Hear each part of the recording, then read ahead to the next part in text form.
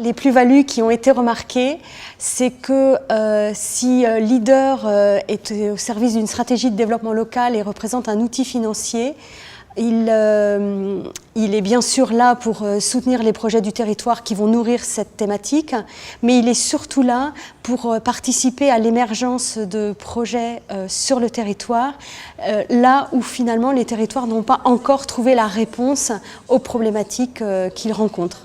Et pour cela, le GAL va susciter des initiatives et les clés de la réussite, bien souvent, seront de l'hybridation, de la mutualisation de porteurs de projets et d'acteurs différents sur le territoire. On va retrouver dans notre atelier la même chose que le chantier sur les services du réseau rural national. C'est que jusqu'à présent, sur cette thématique-là, on se refuse à travailler sur une thématique particulière ou sur des publics particuliers.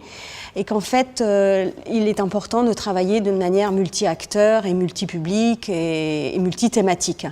Ce qui est important en termes méthodologiques, c'est de comprendre que Leader va participer à l'émergence de projets et qu'on va pouvoir passer de l'idée au projet. Et que bien souvent, au bout de 3 ans, en ce qui concerne les services, on n'est pas arrivé à une pérennisation de l'activité. Et donc, ça va être important de travailler sur la pérennisation des projets qui ont été soutenus par Leader.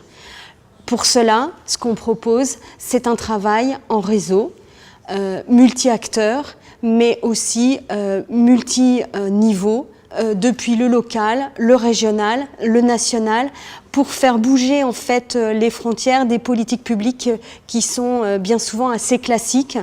Et si Leader a promu des innovations, bien souvent ces innovations font bouger les lignes classiques des politiques publiques actuelles. Et donc c'est important pour la pérennisation de pouvoir faire bouger ces lignes pour pouvoir soutenir dans la continuité ces actions qui ont été financées.